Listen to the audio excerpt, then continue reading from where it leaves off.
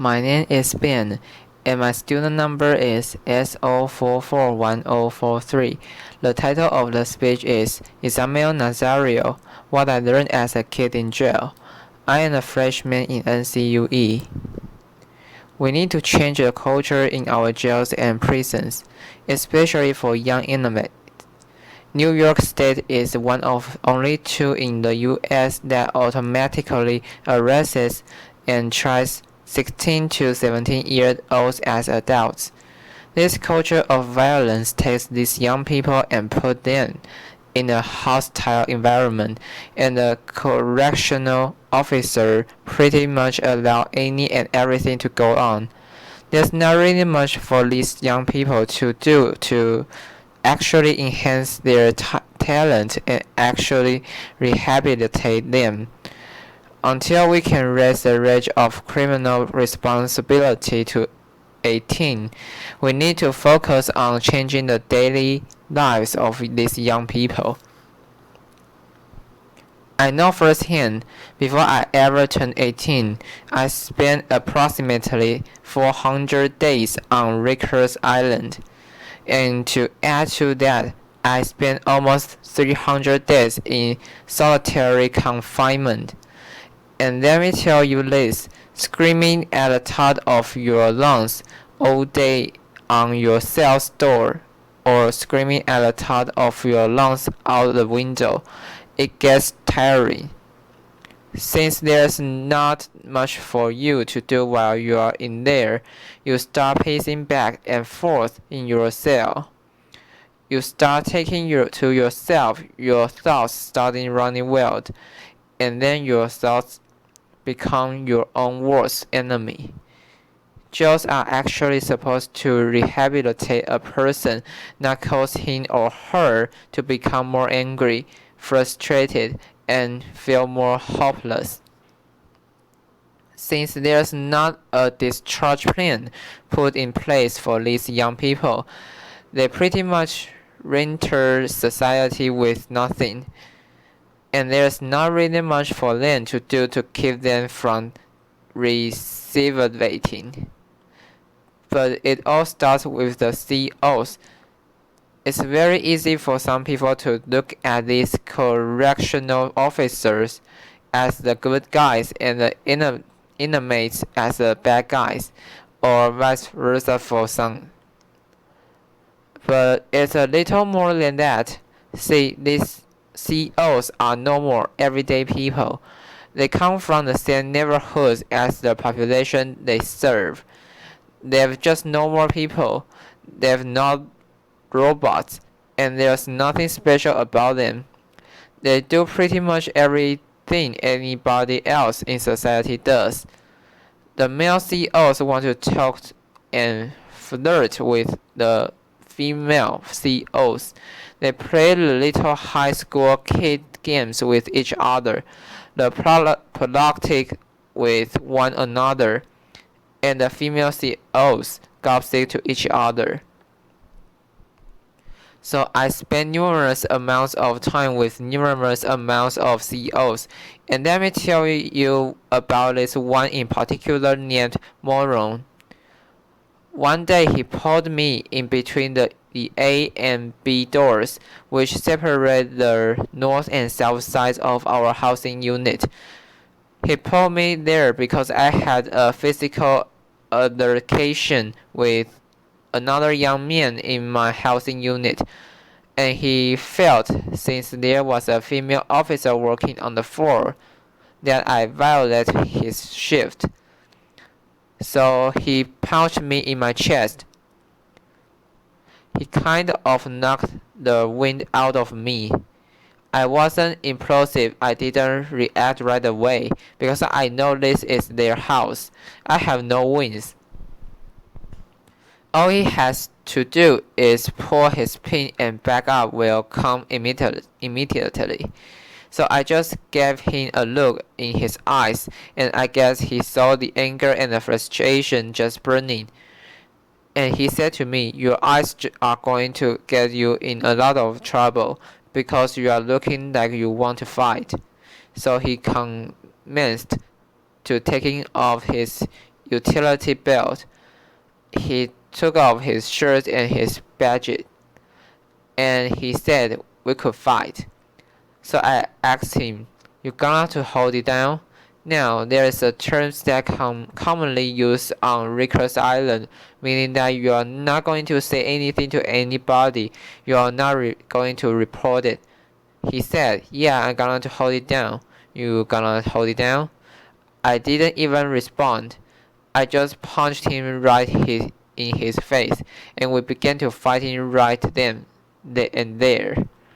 Towards the end of the fight, he slammed me up against the wall. So while we were tussled up, he said to me, "You good?" As if he got the best of me. But in my mind, I know I got the best of him. So I replied very cockily, "Oh, I'm good. You good?" He said, "Yeah, I'm good. I'm good." We let go. He shook my hand, said he gave me my respect, gave me a cigarette, and sent me on my way. Believe it or not, you come across some CEOs on Rikers Island that'll fight you one-on-one. They'll feel that they understand how it is, and they feel that I'm going to meet you where you're at. Since this is how you commonly handle your disputes, we can handle it in that manner. I walk away from it like a man. You walk away from it like a man. And that's it. Some CEOs feel that they are jarring with you. That is why they have that mentality and that attitude, and they go by that concept. In some instances, we're in it together with the CEOs. However, institutions need to give these correctional officers proper trainings on how to properly deal with the adolescent population, and they also need to give them proper trainings on how to deal with the mental health population as well. These CEOs plays a big factor in these young people's lives for X amount of time until a disposition is reached on their case. So why not try to mentor these young people while they are there? Why not try to give them some type of insight to make a change?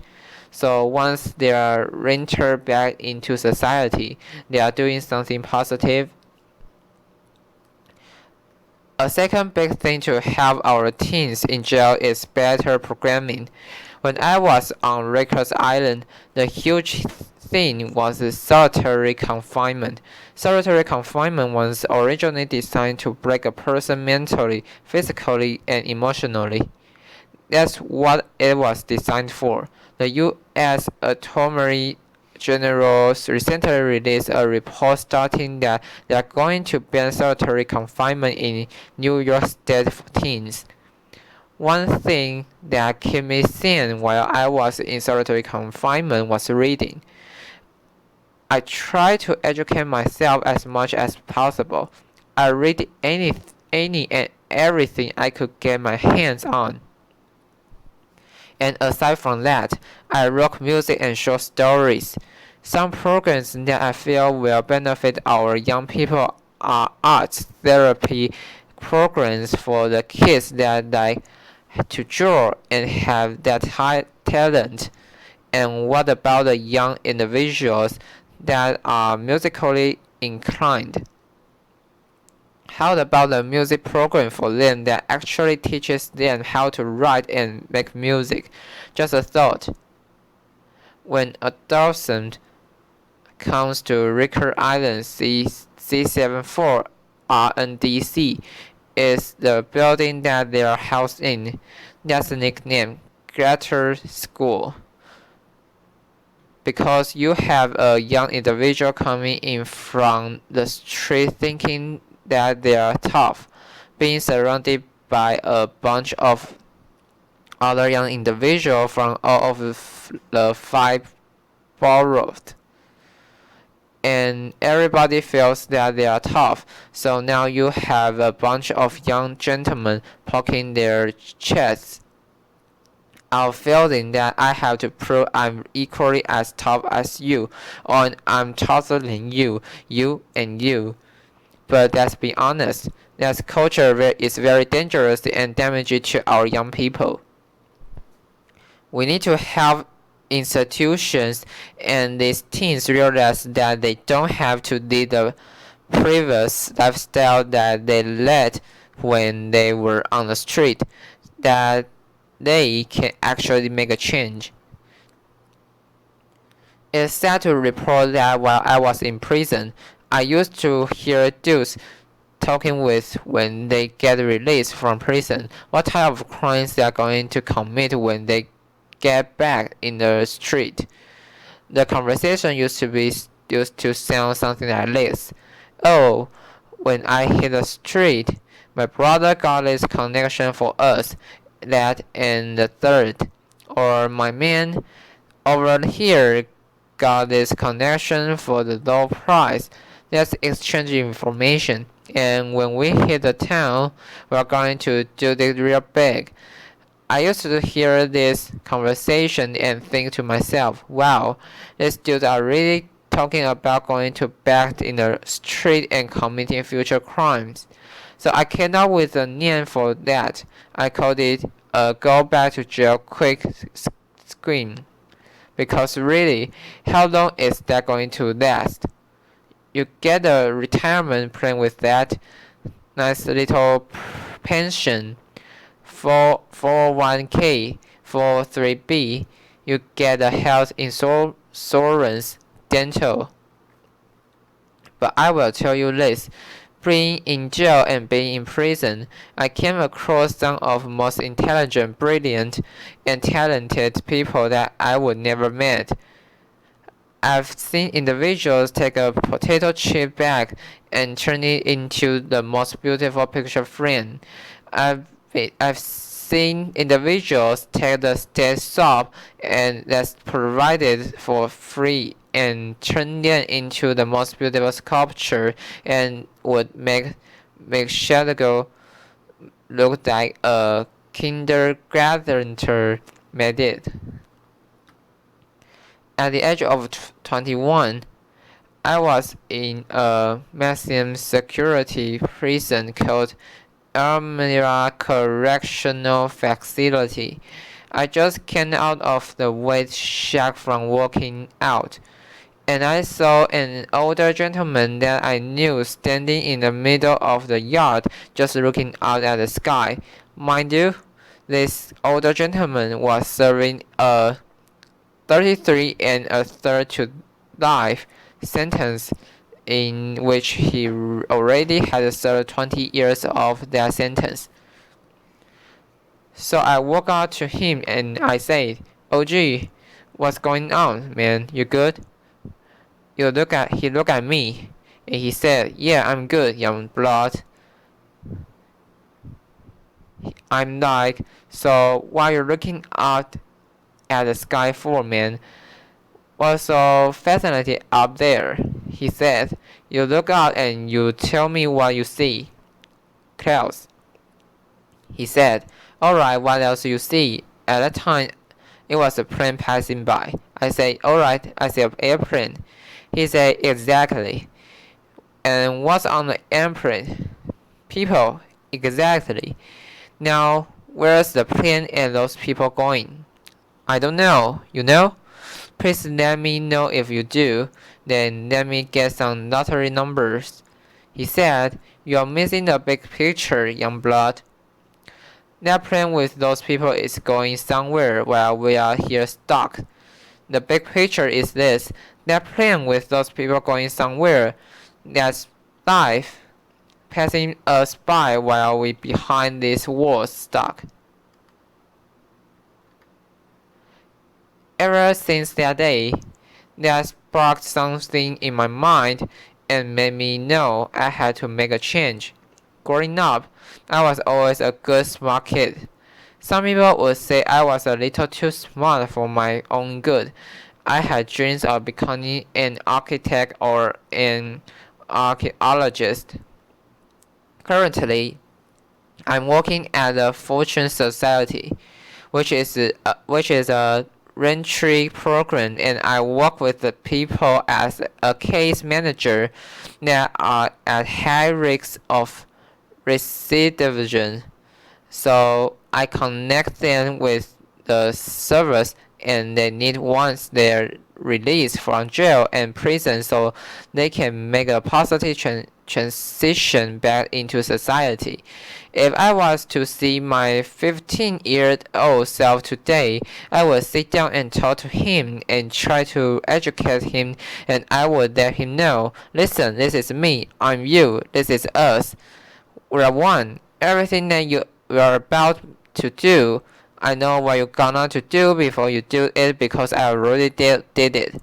And I will encourage him not to hang out with X, Y, and Z people. I will tell him not to be in such and such place. I will tell him, keep your behind in school, man, because that's where you need to be, because that's what's going to get you somewhere in life. This is a message that we should be sharing with our young men and young women. We shouldn't be treating them as adults and putting them in cultures of violence that are nearly impossible for them to escape. Thank you.